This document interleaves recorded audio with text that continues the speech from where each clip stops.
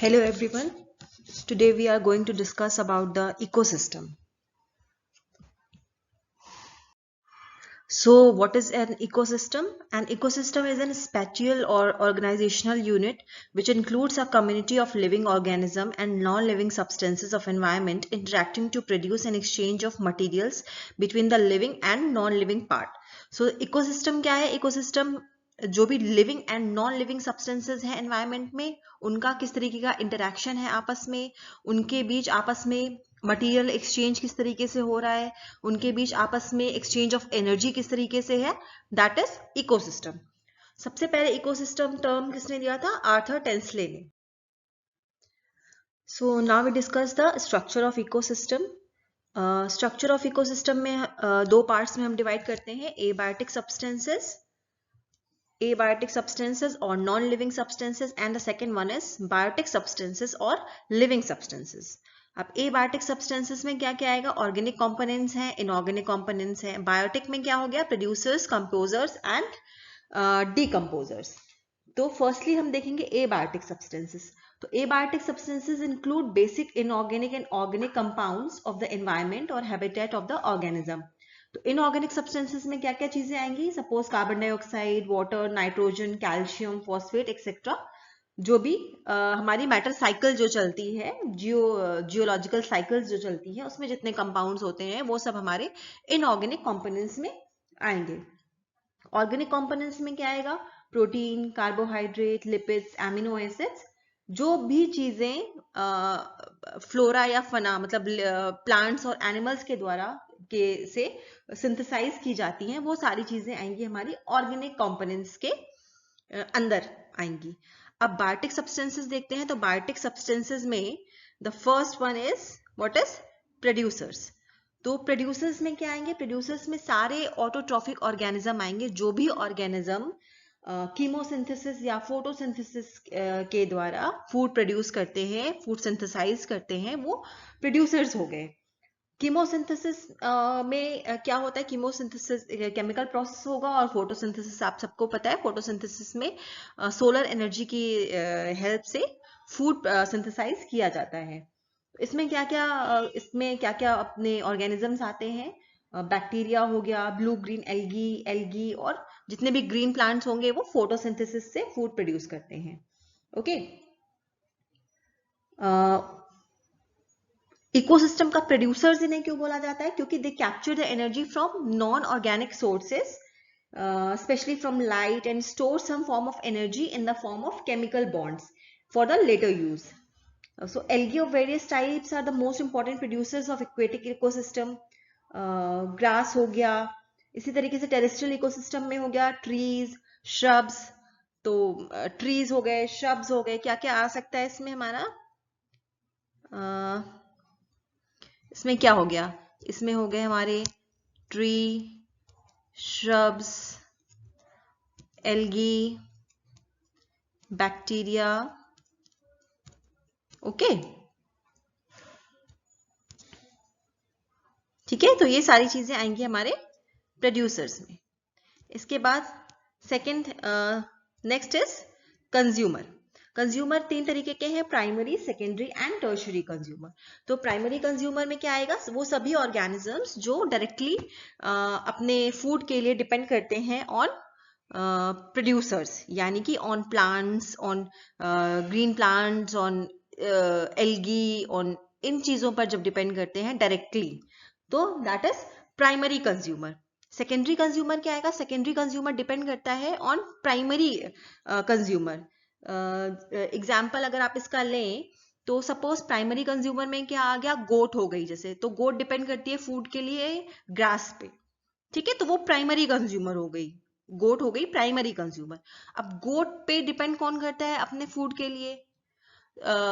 एक दूसरा छोटा एग्जाम्पल हम लोग ले सकते हैं कि छोटे इंसेक्ट्स होते हैं, इंसेक्ट्स हैं, कीट पतंगे जिसको बोलते हैं, वो डिपेंड करते हैं ग्रास पे, वो प्राइमरी कंज्यूमर हो गए. उन कीट पतंगों को कौन खाता है? फ्रॉग. तो फ्रॉग क्या हो गया? Secondary consumer. मतलब सेकेंडरी कंज्यूमर अपने फूड फीडिंग के लिए डिपेंड करता है ऑन प्राइमरी कंज्यूमर. इसी तरीके से फ्रॉग को कौन खाएगा? स्नेक. तो स्नेक क्या हो गया? टर्शरी कंज्यूमर हो गया, ठीक है. तो प्राइमरी कंज्यूमर क्या है, जो डिपेंड करेगा प्रोड्यूसर्स पे, सेकेंडरी कंज्यूमर डिपेंड करता है प्राइमरी कंज्यूमर पे, एंड टर्शरी कंज्यूमर डिपेंड करता है सेकेंडरी कंज्यूमर पे. So next one is decomposers. तो डीकम्पोजर्स में क्या आएंगे, डीकम्पोजर्स को में जितने भी माइक्रो कंज्यूमर्स हैं, ये हेट्रोट्रॉफिक ऑर्गेनिज्म होंगे. इनका फंक्शन क्या होगा, to break down the dead and waste matter. जो भी प्राइमरी सेकेंडरी टर्शरी कंज्यूमर या प्रोड्यूसर्स का जो भी वेस्ट मटेरियल है, उनका ब्रेक डाउन करके उनको सिंपल फॉर्म में डिसइंटीग्रेट करके वापस एनवायरनमेंट में पहुंचाना, ये फंक्शन होता है डीकम्पोजर्स का. So no ecosystem could function long without decomposers. Dead organism would pile up without rotting, as would waste products. It would not be long before an essential elements, phosphorus for example, would be first in short supply and then gone altogether, because a dead corpus littering the landscape would be holding the entire supply. Thus the importance of the decomposers to the ecosystem, that they tear apart organism and in their metabolic process release to the environment atoms and molecules that can be reused again by autotrophic organism. Okay, तो जो भी decomposers का function क्या है, waste material को या body of consumers या plants, इनको डीकम्पोज करके इनके जितने भी माइक्रो एलिमेंट्स हैं, न्यूट्रिएंट्स हैं, उनको वापस एनवायरनमेंट में पहुंचाना फर्दर यूज के लिए. ठीक है. Energy can not be recycle, लेकिन matter can be. So energy recycle नहीं होगी, मैटर रिसाइकल होगा इस फॉर्म में, डिकम्पोजर्स के फॉर्म में. ओके. अब नेक्स्ट व्हाट इज, नेक्स्ट है क्या है, फूड चेन. तो फूड चेन क्या होती है, फूड चेन होती है, फूड चेन क्या है, food chain can be explain by the feeding pattern और relationship between the living organism. Food chain क्या है, जो भी प्रोड्यूसर्स या कंज्यूमर या डिकम्पोजर के बीच में क्या रिलेशन है, क्या फीडिंग पैटर्न है, उसको शो करने का तरीका है हमारा फूड चेन. तो फूड चेन में क्या क्या चीजें आती है, सन, प्रोड्यूसर, कंज्यूमर एंड डिकम्पोजर्स. ठीक है. तो सबसे पहला चीज क्या हुआ, पहला प्रोड्यूसर हो गया हमारा. प्रोड्यूसर ने with the help of sun matter produce किया. उसके बाद प्रोड्यूसर से कहां गया, ये प्राइमरी कंज्यूमर पे गया. प्राइमरी कंज्यूमर ने प्रोड्यूसर को फीड किया. प्राइमरी कंज्यूमर से कहां पर आया, सेकेंडरी कंज्यूमर पर आया. सेकेंडरी कंज्यूमर किस पे डिपेंड कर रहा है, प्राइमरी पर. इसके बाद कहां गई एनर्जी, टर्शरी कंज्यूमर. उसके बाद कहां पे आया, सेकेंड डिकम्पोजर्स. डिकम्पोजर ने जो भी मटेरियल डिकम्पोज किया, जो भी न्यूट्रिएंट आए एनवायरनमेंट में, उनको वापस कौन यूज करेगा, उनको प्रोड्यूसर वापस यूज करेगा अपने आगे की केमिकल सिंथेसिस के लिए. डिकम्पोजर्स के द्वारा जो भी न्यूट्रिएंट्स हैं, फास्फोरस है, कार्बन है, जो भी चीजें हैं, जो भी सॉइल में आई हैं, उनको प्रोड्यूसर्स वापस यूज करेंगे. तो ये एक चेन के फॉर्म में चलती हैं चीजें. ये हो गई हमारी फूड चेन. ठीक है. अब फूड चेन और फूड वेब दो चीजें होती है. पहले फूड चेन देख लेते हैं. फूड चेन दो तरीके की हो सकती है. एक तो होती है डेट्राइटिस फूड चेन और एक होती है ग्रेजिंग फूड चेन. तो डेट्राइटिस फूड चेन क्या होती है, डेट्राइटिस फूड चेन जो है, फर्स्ट क्या देखेंगे, detritus food chain and second is grazing food chain. तो फर्स्ट हम देखते हैं कि डेट्राइटिस फूड चेन क्या है. सो डेट्राइटिस फूड चेन जो स्टार्ट होगी वो किससे होगी, वो डेट्राइटिस से, यानी कि वेस्ट मटेरियल, जो हमारा वेस्ट मटेरियल है उससे हमारी ये फूड चेन स्टार्ट होगी. ठीक है. जो डेट्राइटिस है, वेस्ट मटेरियल आया है एनवायरनमेंट में, उसको किसने ईट किया, eaten by the primary detritus feeder. यानी कि जो छोटे छोटे इंसेक्ट्स थे, उन्होंने उसको डेट्राइटिस को फीड किया.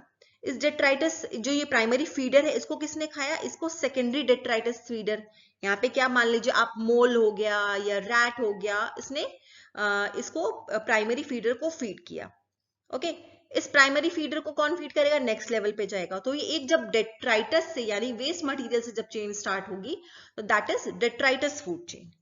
अब इसी तरीके से नेक्स्ट क्या है, ग्रेजिंग फूड चेन. तो ग्रेजिंग फूड चेन कहां से स्टार्ट होती है, प्रोड्यूसर से, यानी ग्रीन प्लांट से, इन चीजों से स्टार्ट होगी. ये ग्रीन प्लांट है, eaten by the caterpillar, caterpillar eaten by a bird.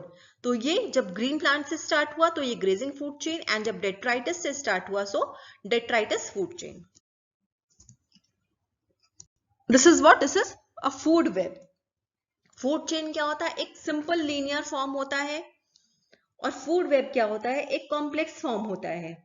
ठीक है. फूड चेन में सिंपल हमारा क्या था, फूड चेन में था कि भाई सोलर एनर्जी के थ्रू प्लांट्स ने मैटर प्रोड्यूस किया, उसको प्राइमरी कंज्यूमर ने खाया, सेकेंडरी कंज्यूमर ने खाया, टर्शरी कंज्यूमर ने खाया, दैट डिकम्पोजर्स के फॉर्म में वो एक चला गया।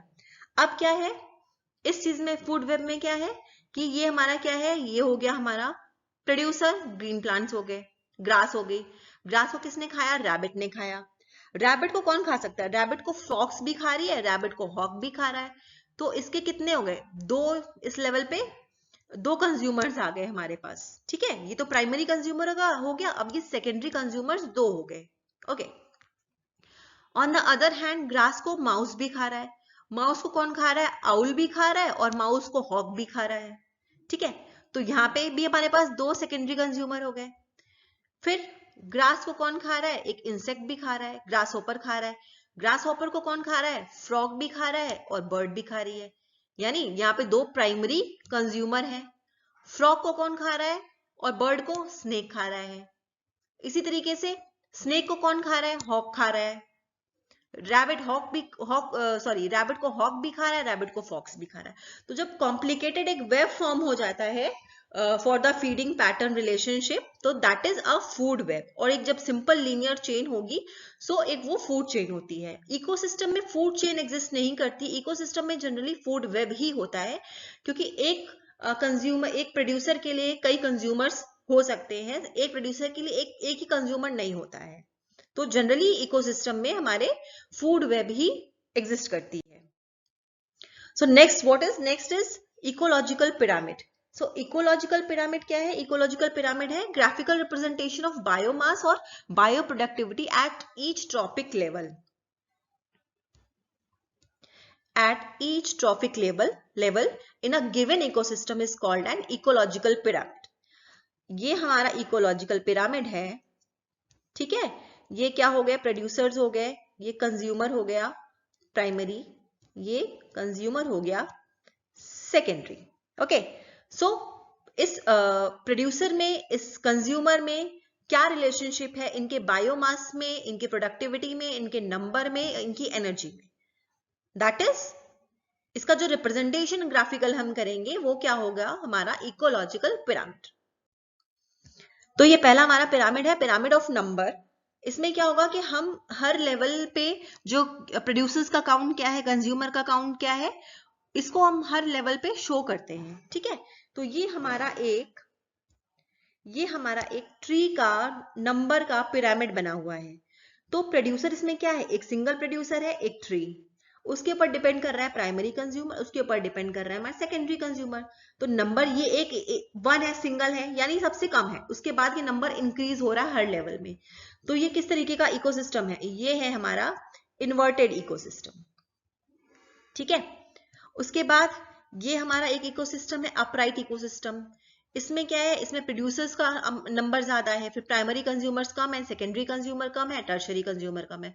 अगर हम एक ग्रास इकोसिस्टम का पिरामिड फॉर्म करते हैं नंबर के लिए, तो उस तरीके का फॉर्म होगा, क्योंकि ग्रास बहुत ज्यादा है नंबर, तो तो जो प्रोड्यूसर्स होगा वो बेस ज्यादा होगा, देन कंज्यूमर्स कम होते चले जाएंगे और टर्शरी कंज्यूमर सबसे कम होगा। ये हमारा एक बायोमास का पिरामिड है। बायोमास का पिरामिड किस तरह बनता है, हमने एक टेरेस्ट्रियल इकोसिस्टम के लिए बायोमास का पिरामिड लिया हुआ है। तो जो ग्रास का यानी जो प्रोड्यूसर्स का वेट है वो सबसे ज्यादा है, फिर हर्बीवोर्स का यानी प्राइमरी कंज्यूमर्स का वेट उससे कम, फिर प्राइमरी जो कार्निवोर्स है उनका वेट और कम, और फिर टॉप कार्निवोर्स का वेट और कम। तो ये किस तरीके का इकोसिस्टम है, ये भी हमारा अपराइट इकोसिस्टम है। इसके बाद आया pyramid of energy. Pyramid of energy हमेशा अपराइट होता है।